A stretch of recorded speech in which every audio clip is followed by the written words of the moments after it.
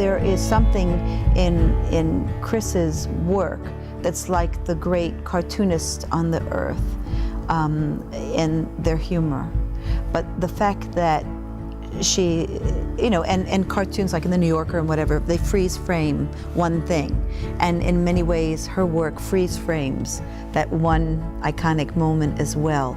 But I think it's that she layers it with such a well-worked artistry beyond that, and that she's not only a person who does comedy, but it's just like Shakespeare, he could do the saddest, most tragic scenes and capture that essence for us for generations to come, as well as, make you pee in your pants, the great goal of anyone who does comedy. What grabbed me was the pieces that were, it was almost like I've told stories in storyboards before, or even a comic strip, or a strip in a newspaper. It was this real sense of narrative that I thought was really interesting. And the medium and the style of how she approaches character and approaches her work wasn't almost the first thing that I likened to another artist or to something that was familiar to me. What it was the storytelling. And even in pieces where she would go from one scene to the next, it really grabbed me how clear it was and how it read from the strength of kind of her silhouette and her graphic nature of telling this story versus the intense texture and feel of the work through the fabric. My friend called me up and said, I am at an art show. There's an artist here you simply must see. I said, okay. I went, I met her there, and I thought, these look familiar.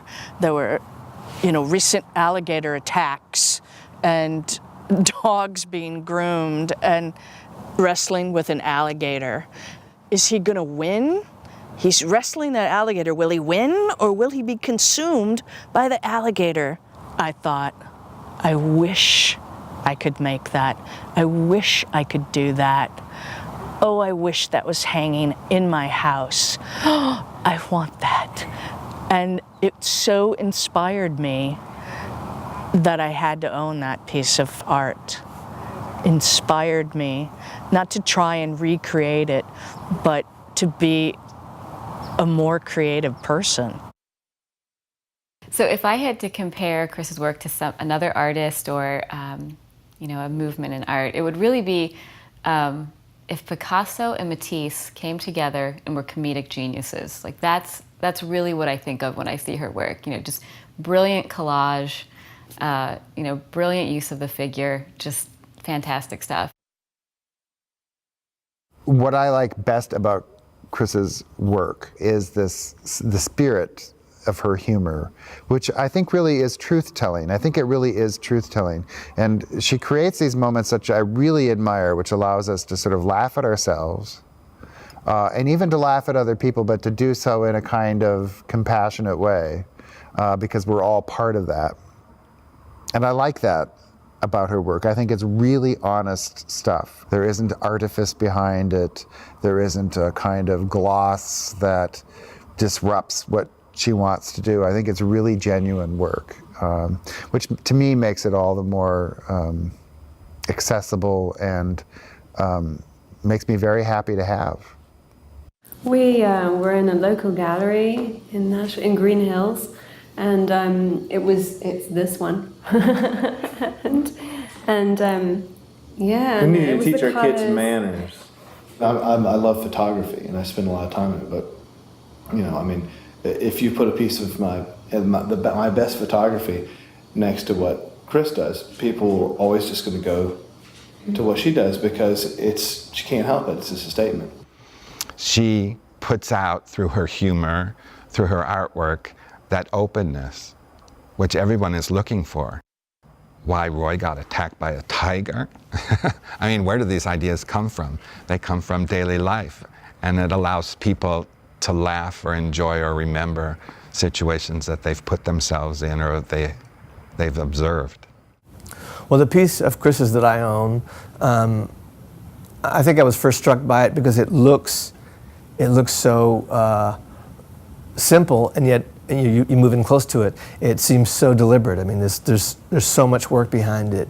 My wife, who's a quilter, was the first person who probably pushed me to see how much work that was, and how intricate and how exact it was. It seems to be this really the needlework, Americana kind of passive approach, and then you start looking into her work and you start seeing the pop culture references. It really kind of reminded me more of my world than I thought it would. Initially, I thought this is something that I'm going to see on the wall at my grandma's house, and I thought there's no way in hell my grandma would have this on her wall. Because it has such references that I would want, things that I would have on my wall. And it's actually the stuff that the world that I work in and live in more. And she tells me, well, did you ever hear of Humanzee? I hadn't. Humanzee was this thing that caught her imaginations, this really strange looking chimp that looked much more like a human being, that walked up more upright, who really lived back in the 70s. And in fact, she did this fabulous piece that's comical and at the same time all true.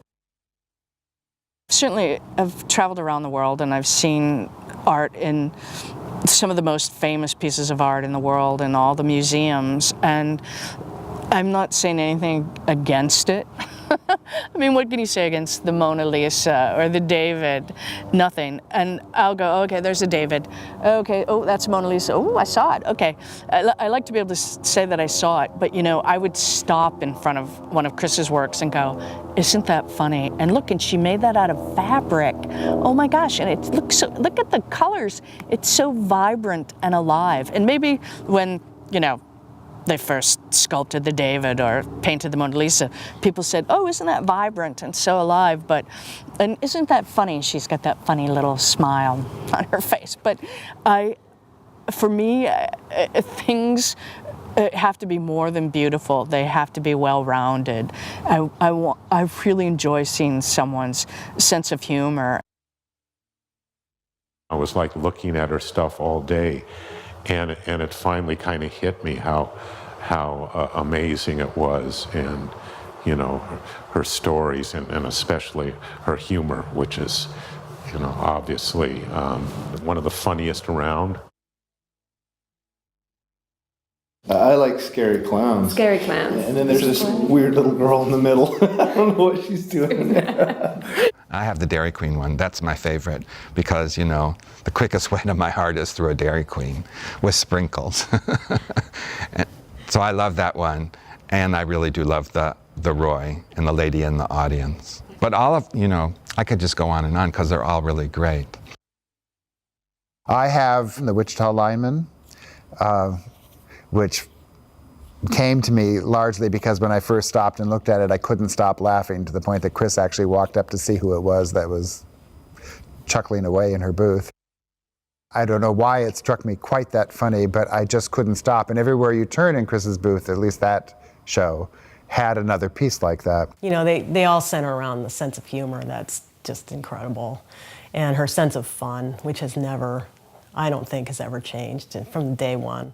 There's a real joy in what she does, but there's a very sharp commentary behind some of it. It's not mean-spirited. It's done in that kind of sense of, aren't we funny? She takes the normal and sees the absurd in it.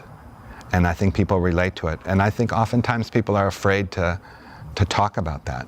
And when you see her work, it is self-explanatory. There's a big problem with Chris Roberts-Antieau's work in that on one level it is just so darn enchanting and fun that someone could take a quick look and just say, gosh, that's really great and fun, and move on. They would be very sorely mistaken. She just has enough of an edge behind it that what she looks at and what she chooses to depict in really unexpected ways, I find some of them hysterically funny, and others I find so true that it almost hurts when you see it. That kind of wince, like, gutsy homeless maneuvers, I think was the new piece that just has that moment. I think that her work has gotten braver and braver as she's gotten older, and hopefully every artist does that. Every mature artist gets to that point where they're making the work that they want to make, and I do believe that that's happening with her. I see the work getting a little edgier. I think she kind of, with her work, taking those sensitive subjects and those more complex kind of moments in society, and then putting them into this medium that is kind of so approachable. I loved the simplicity, I loved the design, the mouths, the teeth of some of these different characters. It's almost this Tim Burton sort of feel to me, where it's just kind of bordering on macabre and playful, and you don't know whether you want to embrace them or going to be scared that it's going to bite you. So if you look at the history of her work, there's a lot that is intensely joyful. There's a lot that negotiates enormous loss. When her Gandhi spilled out of her with his 7 deadly social sins, it's a remarkable work, because it's a beautiful work, and yet it uses her kinship with Gandhi's anger at things that have gone wrong in this world. She's sort of a genius like Andy Warhol. He took an advertising concept and visuals and took it from the popular media and put it in the art form. It's similar. I think probably the Van Gogh, certainly because of her color choices, the brilliant blues with the brilliant yellows that she's used, I know, from time to time in sunflowers and floral images. Her Picasso-esque type of portraiture of showing you a 3-dimensional form on a 2-dimensional surface. And I think that in terms of literature, I love to think of Chris's pieces almost in an Alice in Wonderland type fantasy sort of way of escapism and what is going on in her mind. She creates a lot of work that is based around nighttime, and she's an artist that can really capture the essence of night, maybe like Rousseau, and the way that the portents and the fantasy and the mystery, all these things of night. And I think it's interesting that Chris's work is either it's in bright sunshine or it's in starlit, moonlit night. And that might say something about maybe the mood that she's in or how she's feeling, whether she creates in day or in night. And I think that's very unique to her. What she's kind of done is sort of the dream for all of us. I've come out here and I've found how my art works into a career path or, the world, where she's kind of created her own world and we're just viewing it. Where she's decided what medium she wanted to talk in, what subject matter she wanted to talk about. And I had this teacher that told me art was taking in the world and then putting it back out there for people to view. But when it goes into you, you give it something and a twist on it. And then that's what people are enjoying and that's what people are viewing. And when you look at Chris's work, you really get that sense that that you're looking in to her world. Chris is a person that feels the lowest of lows, but not in some bipolar way. I have to say, she is a sensitive person who lets herself go to the depth of even her friend's pain. She's a great friend because if you're in trouble, she's really feeling it too.